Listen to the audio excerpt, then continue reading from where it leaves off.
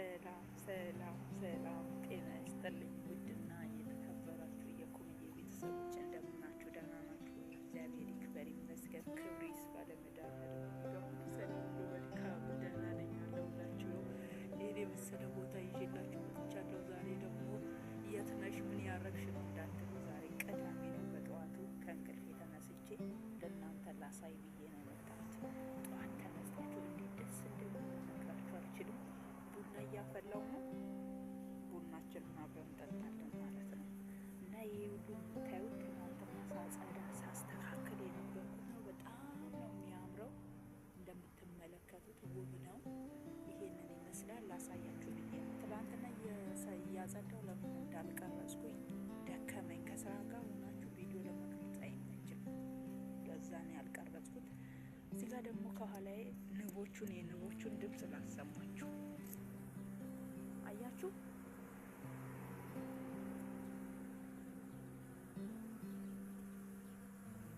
ሰማችሁ? የንቦቹን ድምፅ እንድሰሙ ብዬ ነው ውስጥ የከተትኩት። የንቦቹ ድምፅ ይሄንን ይመስላል። ከኋላዬ ደግሞ ተራራውን ላሳያችሁ።